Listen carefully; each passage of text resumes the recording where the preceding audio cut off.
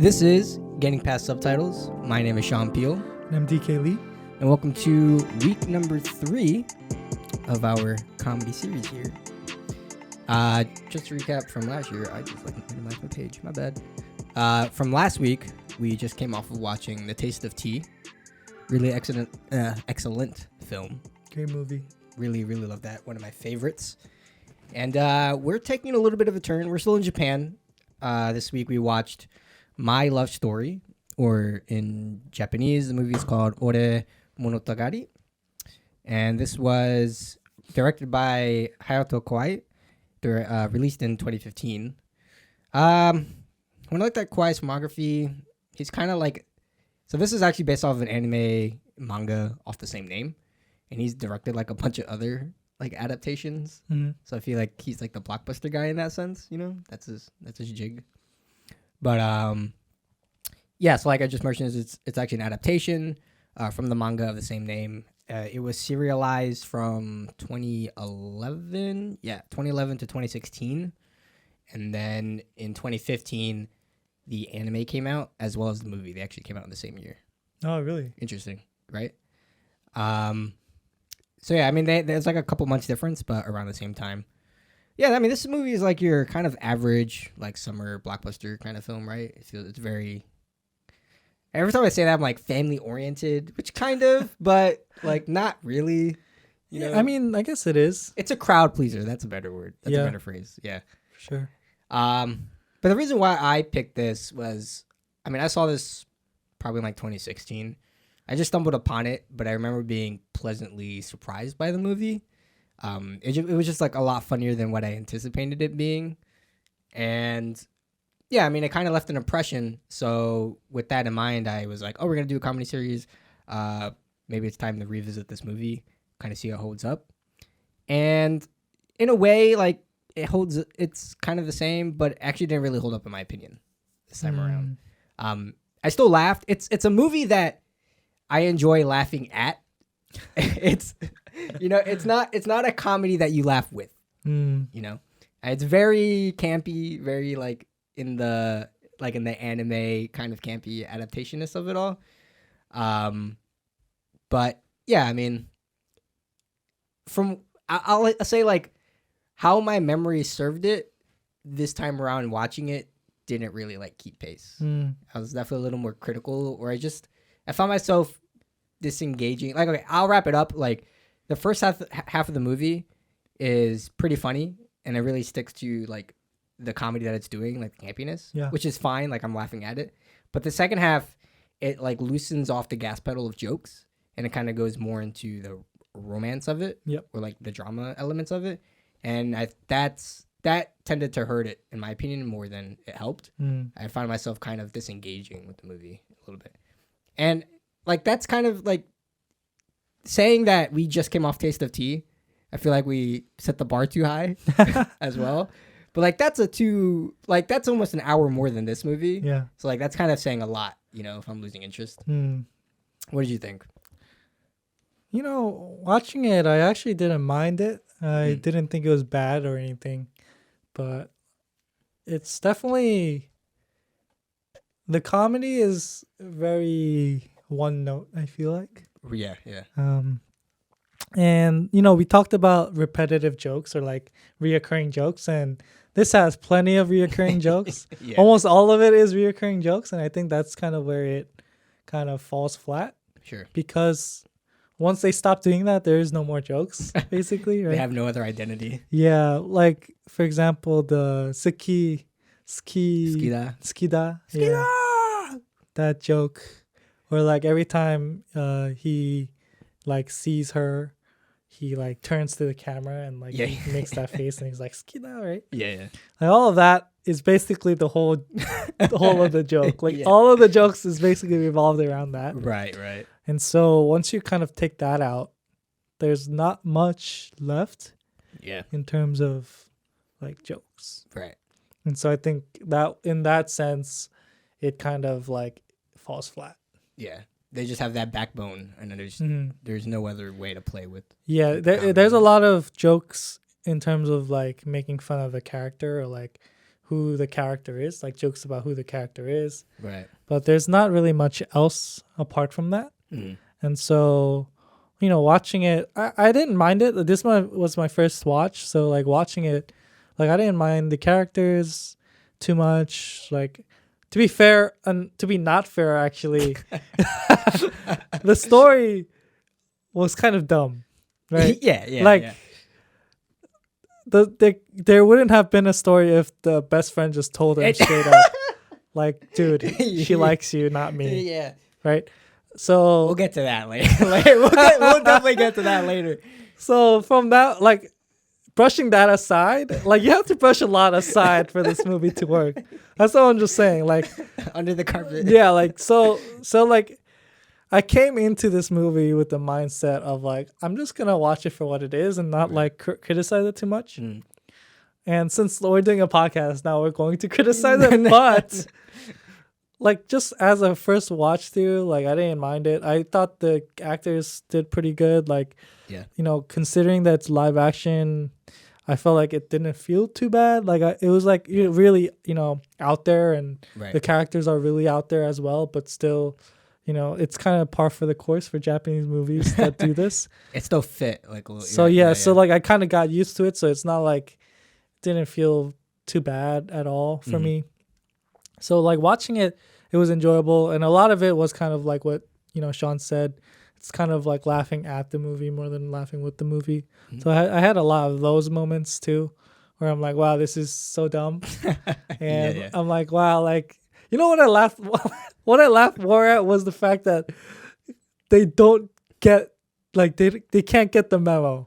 The two characters can't get the memo. They're so like airheads. They're so like they don't have any sense of what the other person is saying. Yeah. They're just like talking like intentions or they're talking at each other, but they're not like talking with each other.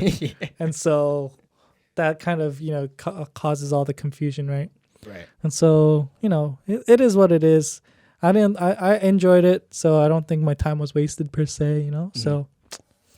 Yeah, I really think, like, I'm thinking about it now, that this probably shouldn't have been watched a second time. So maybe it's a one-hit wonder kind of movie. Because, like I said, I share the same sentiments with you as I did when I first watched it, But, like, returning to it again, you kind of, you have more perspective on things. And well, I mean, every time you watch a movie again, you see things more, right? Or, you have more leisure to look at other things that you missed. Exactly, yeah. And when you do that, you start seeing flaws. That's the test. Like, second watch is a test of, is this holding up or not? Or like, the more you watch something, the more like you see, or there's the more potential to see flaws in something. Right, yeah. And so that's why I feel like, when you watch good movies, it's kind of crazy because the more you watch them, the more good things you find about it. Right. And you kind of fall into that rabbit hole of like, what more can I search? Like, what more can I see? Yeah, you're like, and enjoy. Every little bit can I understand? And like, how do they do that? And how does it work? Yeah, so that's the true test. But I mean, it's a fun first watch, but I wouldn't recommend going back, double dipping in that sense.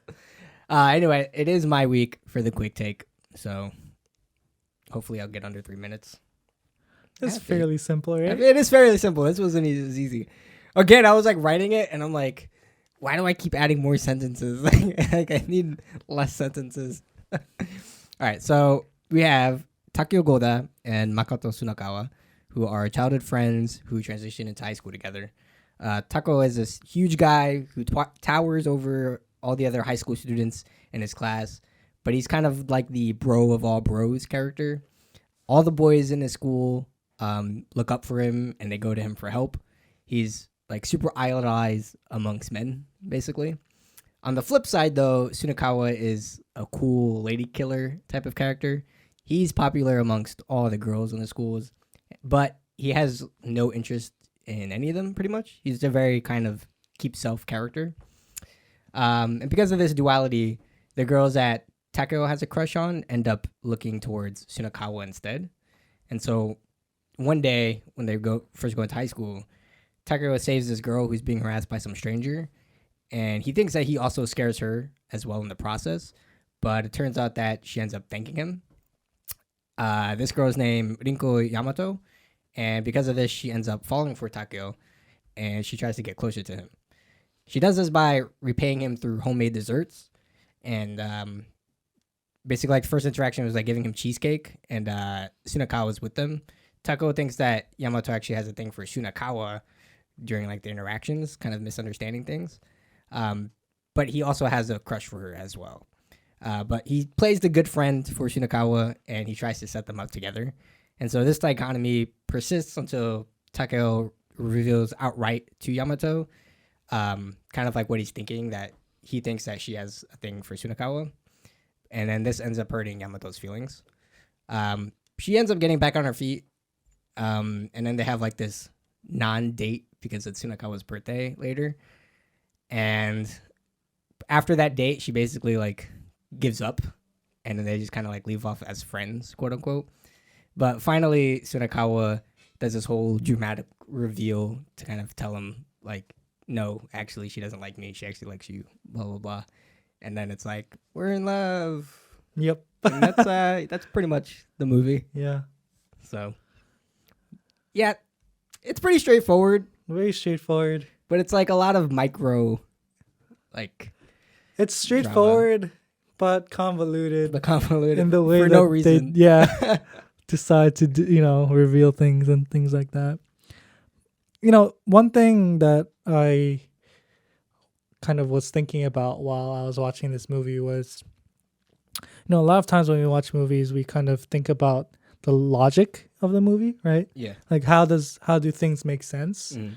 And I think that a lot of times when we watch a comedic movie or mostly comedic movies, but even other movies as well, other genres as well.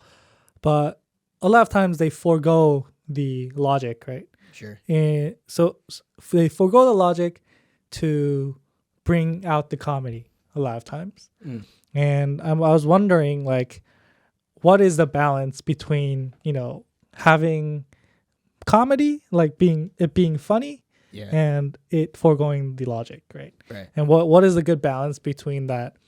And I was kind of thinking about that, and I was also thinking about maybe like, if the comedy is good enough, logic can always go out the window, I feel like. Sure. But I mean, Taste the Tea proves that. Right. But if the comedy doesn't stand up, on its own or enough, I feel like you start scrutinizing everything else as well. Right. And even the logic of it. Yeah. And so, like, for example, this movie, I feel like, it's not logical, right? Like, it's not like in the sense of like the characters and like what they're saying to each other and them not understanding. Like, it could be possible, right? Yeah. If they're really stupid, but like but it's really unlikely that like the story plots and the things that happen in this movie would happen in real life. Right. Right. So you really have to go into this movie kind of having that as the base, right? Being like, okay, yeah, it's fine. Like, it's not going to make sense, but I'm just going to have a good time with the movie. Yeah. So I think it really depends on, like, this movie really depends on how much you enjoyed the general, movie itself and the comedy and all of the, the bells and whistles in the movie. Right. Yeah.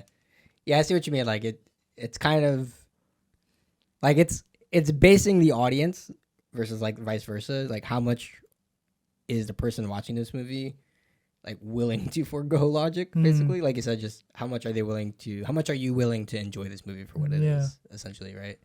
Like you said, like, I'm along for the ride. I accept that they're all airheads and that they literally can't read anybody. Right. And that, let's just see how this plays out. Maybe it's a good drama at the end, like maybe it's a good sequence of events maybe it'll kind of pay off, like the romance part at the end or whatever. Yeah. But that's all dependent on you at the end of the day, right? Because, like I said, I mean, like, the comedy's good for me, like, the comedy's fine, but it really does ease off the gas pedal. For the majority movie, it's not relying on that. Like I said, it's kind of maybe playing more towards like the gimmickiness of it is like being misunderstood with each other, like the romance part. Like, oh, I like her, but I think that he likes my best friend, and then for her, oh, he doesn't see me in that way. Yeah. And it's playing that really hard. really hard. Like that is like the backbone Yeah. for the story. And it takes you to like be interested in that. Right. To, It really pushes that really hard. Yeah. And like it pushes that really hard, but it's like in another point, it's like it's not really believable because of the things that we mentioned, right? It's like literally the best friend could have said like just once, like at any point in time. Yeah, any point in time. Like he could have said something and this would have been a non-movie, right? Yeah. And so you really have to and because of the fact that they're pushing that misunderstanding so much, it's glaring, right? It's glaring to the audience when you're watching it. You're like, wow, like, what are they doing, right? Yeah. Like you could go into that mentality. Mm-hmm. And so like I feel like the comedy really has to step it up there and be like, no, but this is a funny movie, right? You have to enjoy this, the spectacle and the comedic moments.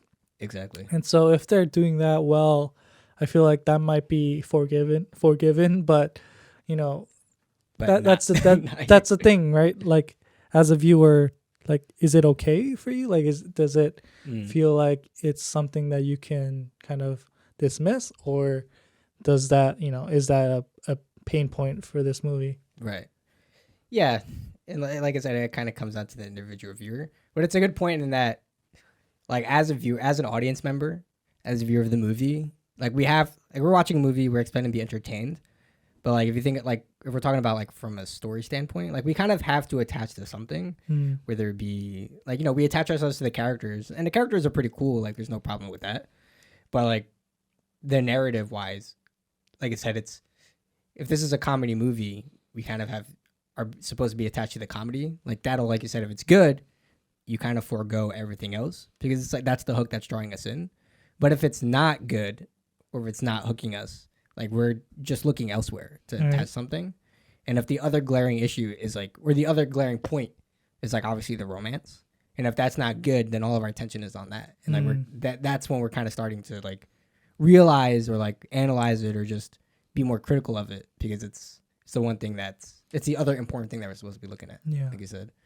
But like I think like 20 is kind of a good point. I think the comedy in 20 is maybe a little better than like the story. Like the story is fine too, but like that's a really funny movie, you know. And like what I remember and what I like memory wise and the impression that I get more from that movie than anything else is like the comedy versus anything else. Yeah, like I did not remember the story at all for 20 when I watched it before. It's like what I keep going back to is like the jokes. Right. Yeah. So like, yeah, I agree. Like a lot of the times for movies like these, you remember like the funny bits, right? You remember the funny moments, and you don't necessarily remember any of the like the plot points, right? Or like what happened in the movie, the story wise. But if the comedy is kind of like meh, or like if that can't grip you, even the second time you watch it, and then you go into it, then you start criticizing. Okay, then what's wrong with it, right? And you're like, what's going on here? And you start looking at the story, and then the story falls apart, and you start looking at the romance part, and you're like, the romance is kind of weird too, and you're just like, no. Then you spiral down into like this sucks. But like we said, like it really is about perspective, right? It's about how you approach the movie, right? So if you kind of like watch it, understanding that fact, maybe you can kind of be okay with what happens. But right, yeah, like I said, I mean, like personally, my second go round, I'm kind of looking at things a lot more, obviously, as a second watch, and it definitely like hurts than helps. But like I said, like your first time and my first time, we're going it with fresh eyes, so we're still like we're constantly kind of like experiencing it, so it's not as glaring of an issue the first time around because it's your first experience with it. Yeah. So I think it kind of gets a pass in that way, but it's not like the same. But like it's kind of different from like if you're watching it a second time, like I said, or even with like 20, like it's still a good movie the second time around, even with I'm looking at it, because it has like these strong points. I think my memory is just like attached to the jokes in this movie, or like I do remember being a very absurd kind of comedy or like just the campiness and like the anime romance way, which is like, oh yeah, this will be a fun movie to watch, and just like forget about every other beat that I like realized my second time watching. And I was like, oh, I didn't remember this, or I didn't pick any of this up this time around, you know? But like really, like this movie, like all of the comedy bits is really with Takeo, right? Yeah, 100%. Like it's just everything is with him. Because it's like it's a character thing, right? Right. He's like the big burly character. Yeah. Who's like, you know, he's very unique from everybody else, and he clearly stands out. And like that's the. He's obviously the hero. He's very like the Akini, like as we call like the big brother to everybody. Yeah. Aniki.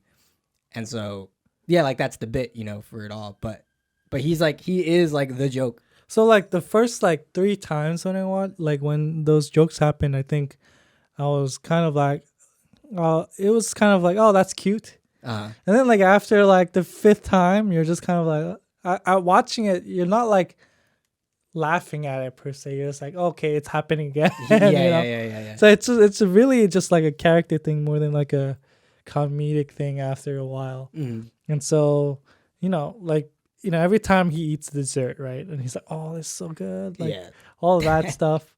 That gets old fast.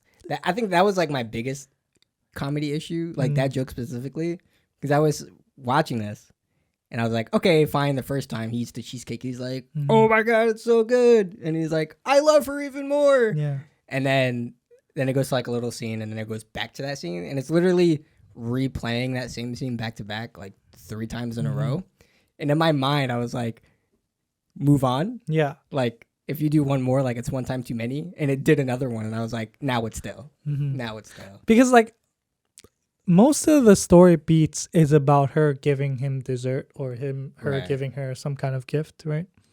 And, you know, like, basically she gives him, like, 3 different, like, desserts. And then she gives him the onigiri, right? Yeah. And then, you know, it's always, like, her giving something to him. Over and over and over again, and it's basically a whole story until you know they go on that one date, and then in the amusement park, and then you know he finally realizes how dumb he was.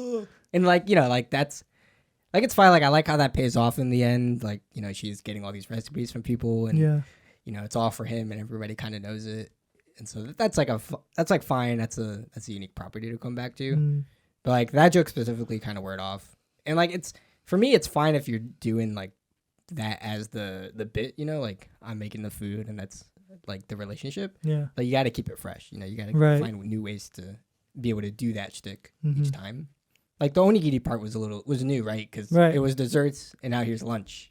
You know what I mean? Yeah. So in that way, it was kind of unique.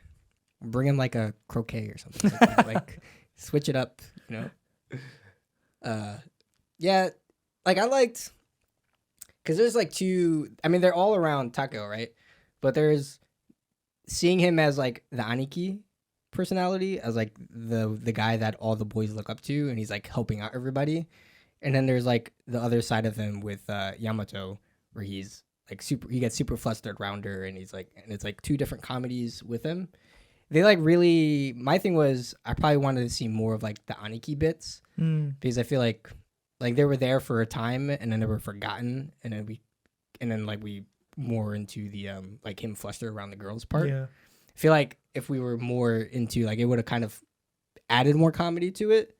That would have been fine, because I like those bits a lot. I liked like the judo, when like the Tsukida bit is like really funny to me.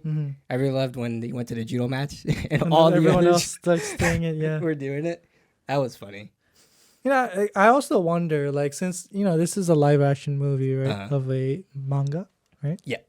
And so I'm thinking, like, you know, if it was a manga, I feel like it probably would have, you know, flowed a lot better. Yeah, yeah. Because it's more episodic, and you know you have more time with the characters, and you know you get all of that. But since it's like a one-off movie that you know is kind of doing all of the arcs of the episodes, I'm honestly not sure if that's the case, but me neither. But if that is, then like you know it's a lot more condensed. Right. And you know you have to kind of put all of that together, and so like it might feel not as good as a movie, you know. Sure, yeah. And so that might have hurt the movie as well. Yeah. Whereas if it was manga or like a slice of life, romance comedy thing, then it probably would have worked a lot smoother because every episode is kind of like her making a new dessert or whatever. Right. And then that kind of is the gimmick of the episodes per chapter. Yeah, per chapter or whatever, right? That makes a lot of sense, yeah. Like also you'd have more time to play with like fleshing out the romance as well. Like I feel like there's a better chance of buying into the miscommunication part of that. 100%. Better in like a manga or just like a prolongated, format. Yeah, because there's so many moments. Even, I mean, to be fair to the movie, they tried to do the thing where it was like the best friend was trying to tell Takeo about a thing, but Takeo or like, something, no. Takeo would stop it or like something would happen and like he would never be able to say what he wanted to, right? And they do give you that, right? To kind of alleviate the fact that the best friend could have literally just told him any single time. He could have literally just texted it to him if he wanted to. But he literally made him run around the whole town. Which he did. At the end, well, he made him run around the whole town for him to figure that out, right? And so, like, obviously, if you want to make a good movie, you can't just have him text it, which is why, he made him go around the whole place. Right. But, like, at what cost, right? At what cost are they doing this? And so, like, that's the thing, right? You really have to assess, like, is the comedic bit or, like, is the romance and is there enough of an impact there for you to forego the logic? Yeah. And, I'm kind of, like, teeter-tottering on whether that was the case in this movie or not. Yeah. I mean, like, even... Like, I picked up a lot this time, too, that, Takeo's excuse is... Well, he's always talking about Sunakawa. Like, every chance that he gets. Every single time. Every chance. And, like, even that just gets old and, like, annoying by the time you're up into, like, the last half hour of the movie, Like, even in every little opportunity that he's... It's like, that's the only thing the two have, like, to talk about. Right. It's like... Why are you guys always talking about Sunakawa? She likes you, bro. Why do you keep talking about him? Yeah. But even for her, like, to be about like accepting that, and putting up with it. Yeah. And I mean, even she kind of brings up, oh, you really like him, like as a friend or whatever. But like I said, but like at what cost? Or like at one point are you gonna break? Yeah, it's you really have to try hard to like be blind to it, right? Because it's like at any point she could have been like, no, I'm talking about like you, or like right like, no, I think you're misunderstanding what I'm trying to say, or like, like right, you in the back of your mind, like that's always there, right? And that kind of like hinders your ability to process the movie and just enjoy it sometimes, right? Because you're thinking like even Takeo too, like when he's talking, like when like she says something about him, like nice about him, and you just wonder, like, dude, like, you don't pick that up. Yeah, like, and obviously you can just kind of like chalk that up to his character, right? And he's just kind of like a, dummy in that respect. But you're like, you're like, man, like, can you move this on? You're like, right. And to your point, like, literally every time they're together, they're only talking about the best friend, right? Sunakawa. Like, they don't have anything else in common. Anything else, like, that's, like, worth, like, a romantic kind of, like, connection there. Right. And you're just kind of like, okay, like, stop complimenting the dude every single time. I know, like, you think that she likes him or whatever, but, like, can you not just, like... What gets me is, like, she's always trying to please him with, like, the desserts, right? Yeah. And well, we really know nothing about Takeo, like outside of, it's a case of actions are speaking louder than words, and like what we see him do kind of defines his character. Like he's the Aniki, he's kind of the hero. He's like helping everybody that he chants. He's a very nice guy. Like we see all that, and now we kind of understand his personality. But there's no actual backstory to that. Kind of with Sunakawa, but that's mainly like.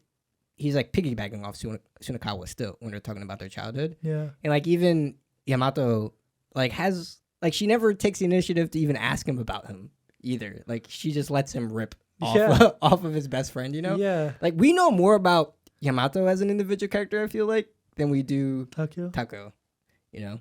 Yeah.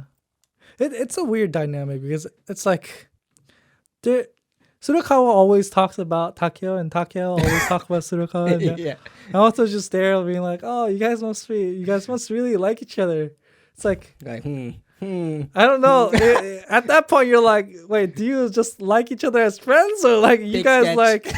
Is this electricity? You guys always hang out with each other. You guys never hang out with anyone else. I do like that point is brought up in the movie where the mom is like, "Why don't you go on a date with Makoto?"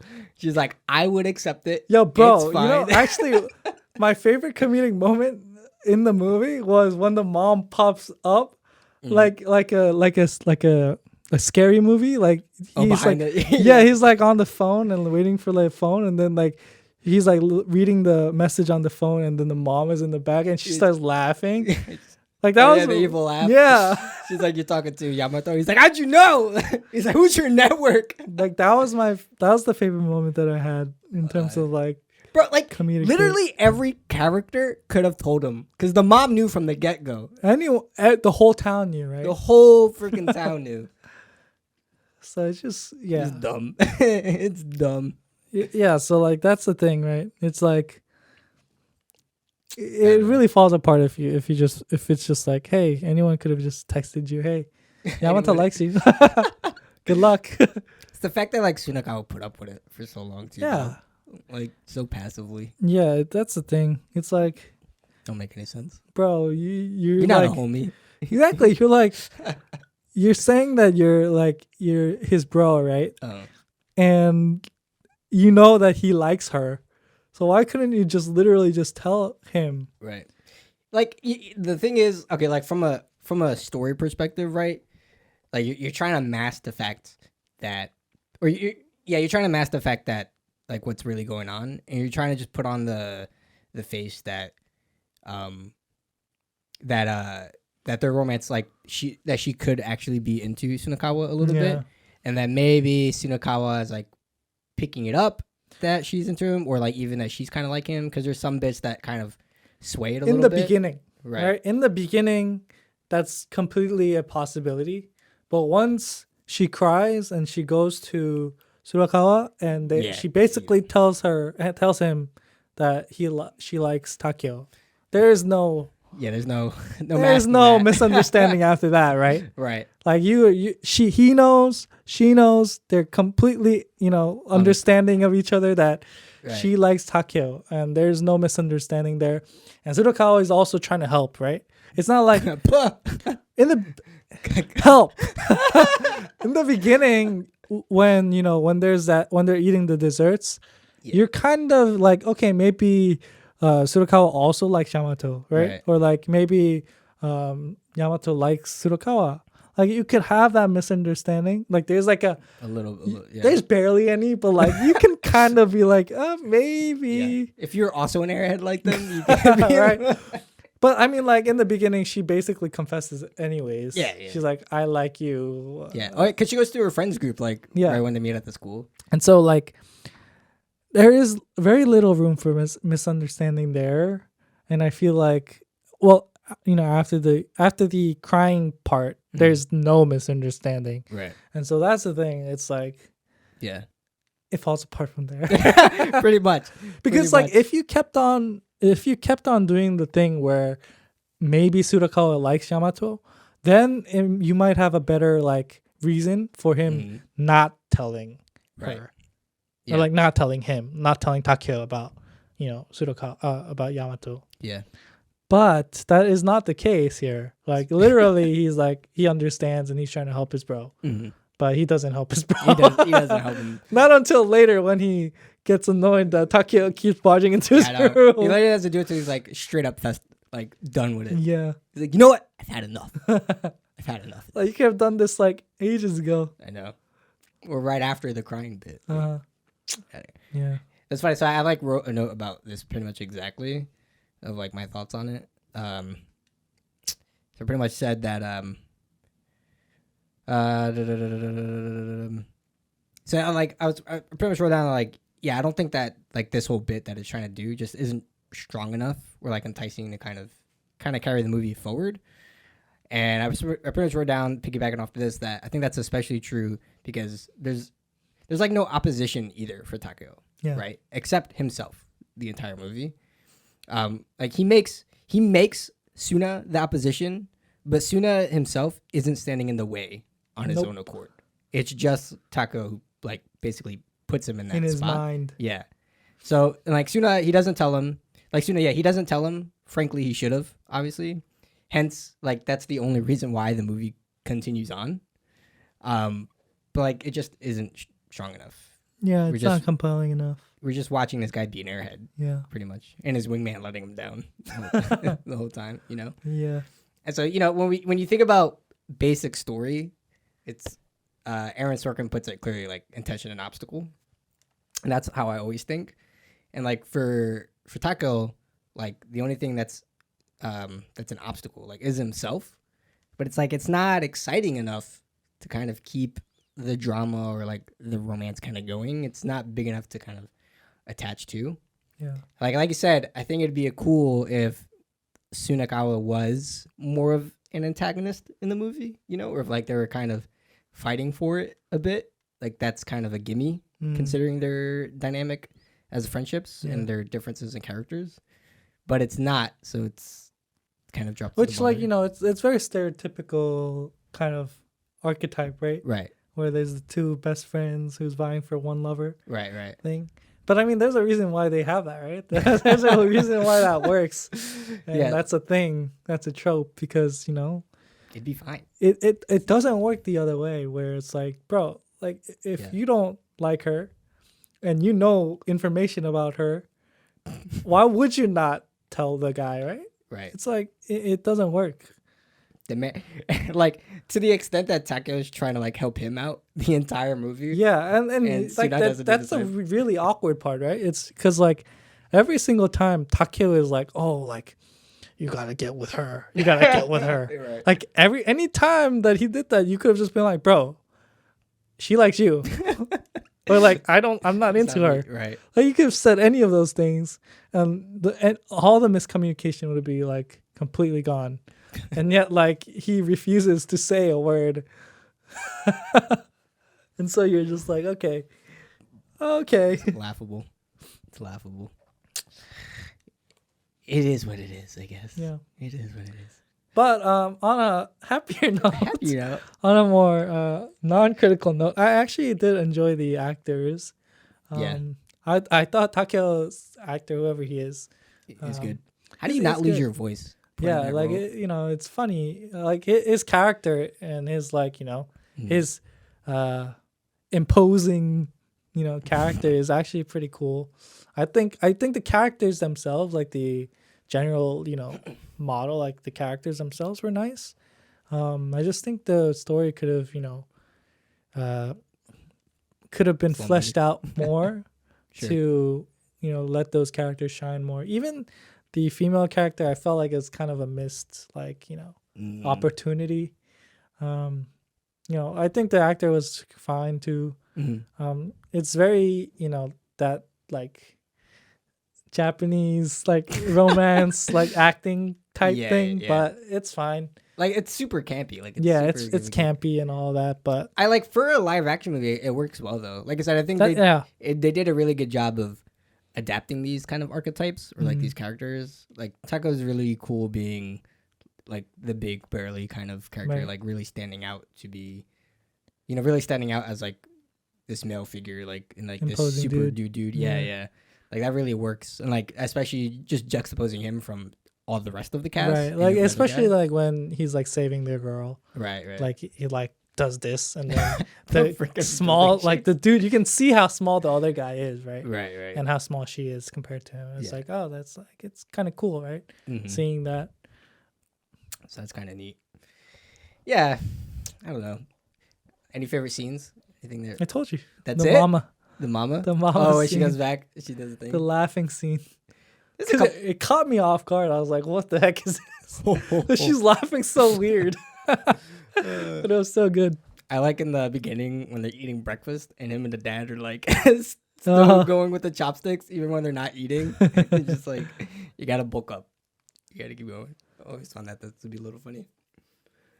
Yeah, I mean, like, really the beginning is solid. I love all the comedy bits. When, like, he's graduating from middle school, you know, all the guys come through and, like, literally every boy in the school comes to him and he's like... You know, I was confused. I was like, wait, did he graduate, like, high school? And then he's, like, back in high school? I was like, what? Question mark? Yeah, I thought that was middle school. And they all, like, so it's a thing in Japan. He's so big. I was like, what? Yeah. Like, they don't look like middle schoolers. Bro, that guy's, like, 30-something. No, it's funny because all the, like, other, like, students look like really young. Yeah. And then it's Takeo and then Sunakawa and then the other girl, the first girl he loved. Oh, yeah. They all look much older than, like, middle school.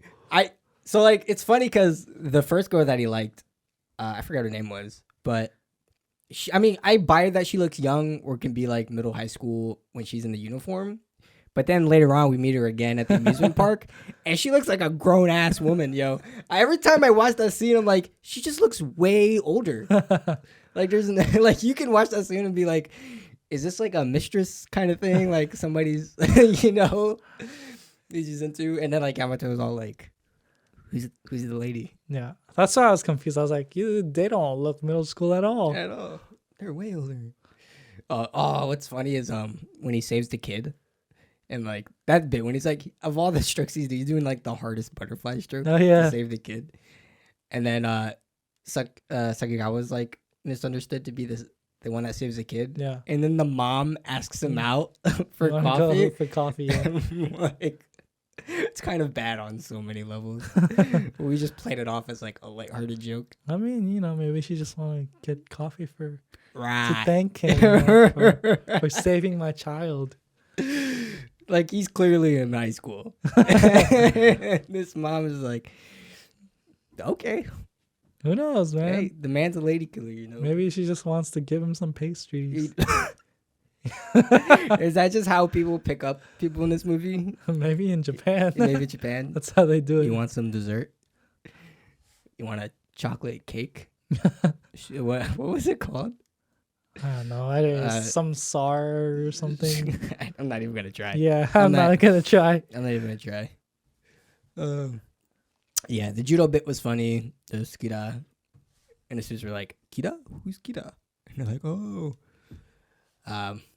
Yeah, like all my funny parts are like playing that part of the comedy. Front loaded. yeah. And then they just kind of forget about it. I thought. It's funny. I remember liking the amusement park scene more than this time around. I liked when he gets the text from Yamato and he's telling Suna like oh, I just got invited to a group date, and he's like, I don't want to go, and he's like, what's a group date? And then like the other guys in the class out of nowhere is like, let's go, like pick me, we'll go. That reminds me of my because we were talking about favorite scenes. Actually, my one of the scenes that I really liked was actually the very end credit. Did you watch it? Oh, yeah. Like at the very end after the credits roll? Yeah, when he's trying to kiss. Yeah, I like that part. There you go. It's so absurd. I love how he tries to give him the gift in advance. Oh, yeah. When in advance, he's like, let me kiss you. And he gives it back to him. He's like, no. And then, I like that part. You will not bribe me. Oh, man. I thought it was weird. Like, it's just like so many clear things. It's how do you not get that? Like, so after the judo tournament, right? She wants to go see it, and then Yamato catches him outside, and then he sees Suna like being crowded by all the girls, and he's like, "That bastard! Yeah, like I'll get him." And she like invites him out of nowhere to eat up on the roof. I think it's funny that like they went way out of their way to go to some rooftop to like eat lunch. It's like the weirdest setting ever. But it's like, dude, how do you not tell she's coming on to you there? I don't understand. She even made your favorite onigiri. There's that. I mean, even when they're talking after, like, they have their date and they're sitting in like a cafe or whatever, like a dessert cafe, and she's like eating dessert, right? And they're eating dessert together. They like start talking, like they constantly are like saying things and like misunderstanding each other, and you're just like, Oh my goodness, this is just like, bro. Yeah, she's like, I like you or something, and then she plays it off as like, oh, are you talking about the food? Yeah. I'm like, dude, what? Like, come on. Because she thinks that like, cause she ate all of it. Yeah. He's talking about the food. You're just like, bro, come on, man. Oh yeah, because he was like, I see why Suna really likes you. Yeah. And then she's like, what? And then it just willingly changes her mind. Oh, you must mean the food. Yeah. It's like, you almost got me there. But no. It's like, dude, like that's like kind of. Well, you can't just ask him like, "What do you mean Sunakawa likes me?" You could just said something. And you're like, "You're wrong." Just say you're wrong. You flipping, you tripping. Fess up. Fess up. It's whatever. We get it. He's in our head. What else? I really like when he gets depressed, right? And like you see him playing soccer and like baseball, and yeah, he like misses everything. He like misses everything. It's like loses all of his powers. Yeah. There's one little shot actually that's like really funny to me. Right after they get saved from the haunted house bit, and so he's like he meets up with the old girl from middle school, and then Yamato's like, who's that or whatever, and then there's like a quick shot with the workers and the boys. And they take a group photo, and like some of the staff members in costume were like, they're like, why are we taking a photo with these kids? Yeah, it's like the funniest little thing. Yeah, even that, like, she went back in to save you. How do you not question this? She's your back, bro. She's just a nice girl. She had your back. This is nice. That part that didn't make sense to me a lot though. Why would you put in like he saves him holding the coffin? They leave just to come back inside to help him. Like, there was no reason. Like, if you're going to play it that way, just, like, have them refuse him and help him anyway. You didn't need to, like, add 5 extra minutes of screen time just to, you know? The whole layout of that place is weird, too. Because, like, the first time, like they break the wall and they leave. Right. And then the next time when he saves her and he's, like, carrying her, they, like, go through the hallway. And because they have to draw it out, right? Like they have to make it this like big like cinematic like moment. Like, I saved the girl, right? Yeah. So they're literally walking through the hallway of where the smoke was before. I'm like, bro, what was the whole point of breaking the wall if you're just gonna walk through the hallway? We don't question these things. I'm like, okay, dude. It's dark, okay? You can't see where they're going. I was just confused. I like how him and Suna are like walking through and they're like not scared at all. Oh, yeah. They're just like having a serious conversation. That was good, yeah. And the costume girl behind her is just like, oh, what? Oh. The ghost. The ghost. Oh man, there's some good bits. There's some funny bits, you know. I will say, definitely probably the weakest link of our series so far. Maybe agree to that. What do you think? Have you seen the next movie, by the way? Was it Shaolin Soccer, right? Mm-hmm. Yeah, I did. I watched it like way long ago. Many moons ago. Yeah. When did that come out? So I probably forgot even. If I watch it, I'll remember again. But 2004, Shaolin Soccer came out. Forgot all of the plot points, but I remember watching it and just dying. I was dying watching that movie. It's funny you brought that up when we were talking about the series because I was actually just talking to another friend. Oh, John from the dinner. We were like talking about movies, and he was like, we were talking about Kung Fu Hustle because it's Stephen Chow. He's like, oh, have you seen Shaolin Soccer? I was like, no, I've actually pretty sure I haven't seen any other Stephen Chow film besides Kung Fu Hustle. He was like, oh, Shaolin Soccer is like the best. It's like crazy. I was like, oh, okay, yeah, I'll definitely watch it sometime. And then like fast forward, we were talking about it, and I was like, this would be a good time to watch it. It's definitely a good one. Hey, what is it like a Shaolin monk playing soccer, right? Something like that. That's a good premise. That's a good. That's great. There's so much to do there. I totally buy that. Like if you were in a pitch room with me and you'd be like, Shaolin monk plays football, you'd be like, bro, just do it. I don't need this script. Like, but it's American football. Oh my god. Now I'm asking some questions. Oh man. So yeah. Yep. My love story, it's pretty decent. And it's good for like a first watch, I'd for say. I mean, like it's a fun movie. I mean, don't watch it with your brain on. Yeah, no. It's a, watch it with the family or something. Bring some popcorn. Yeah, I think it'd be like okay to watch with somebody. Yeah, just for funsies or like just have it on. It's still it's funny. It's like it's still one of the better anime adaptations films. I think so. Like it's bad for other reasons. Yeah, that's the thing. But it's better that it has these issues versus adaptations issues. You know what I mean? I think that's probably a better worse to have. Yeah, maybe. Say, I don't know. Just make a good movie. Make a good movie. He's just like, it's not that hard. No, I mean, it's very hard. It's not that hard. So make a good movie. Come on. It's very hard. So what? People already like the IP. No one cares.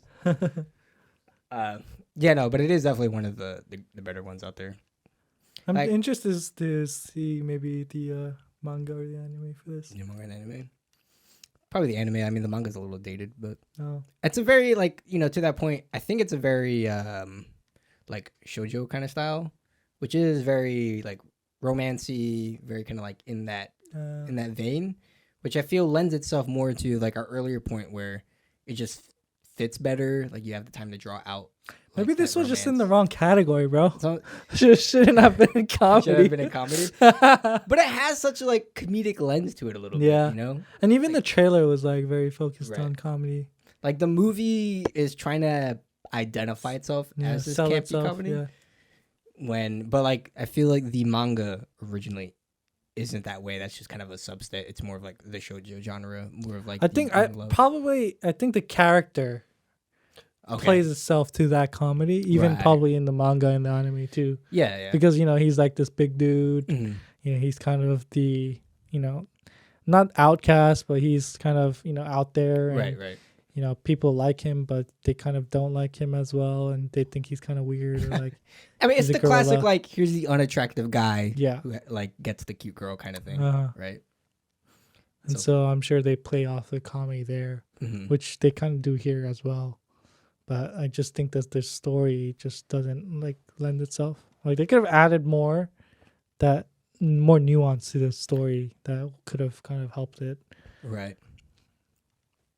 It is what it is. It is what it is. Can't change it now. I mean, I enjoyed watching it, so there was no point in the movie where I was like, how much time left?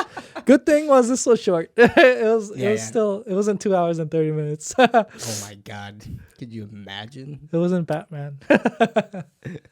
Batman was good, okay? Batman wasn't bad. Here we go. No. Different podcast. Different podcast. Batman was fine. It was fun. It was enjoyable. Different podcast. Next. Patreon users? Yeah, no. I mean, I would still recommend this movie for sure. Yeah. It's a fun one. But yeah. So next week, like we talked about, it's gonna be Shaolin Soccer. I'm really excited for this. There's a lot of. I feel like there's like a lot of hype built up for me on this movie, though. You never watched it? I've never watched it. Yeah. I mean, just knowing Kung Fu Hustle, and Stephen Chow. should be enough. Should be enough hype for me. But it's fine. I'm actually like more. I think the reason why I'm really excited. It's like Kung Fu Hustle is just such a good classic. But like that style, I feel like I haven't seen anywhere else. So like to be able to see it as a Stephen Chow movie is like getting more of that. I'm like, that'd be just what I need. So we'll do that, and that'll wrap up the series as well. Yep. And then we'll get into a new surprise. So we'll see. So we'll see you guys next week. Remember, just a little shout out to our Patreon. Come and sign up. We'll have some bonus episodes. Kind of, be a little more open. Want to kind of discuss. You can join the Discord channel there. Once we get that up and running, engagement is our thing this year. So come on in and have some bonus fun and some behind the scenes stuff maybe. We'll see you next week for Shaolin Soccer. Peace. Bye.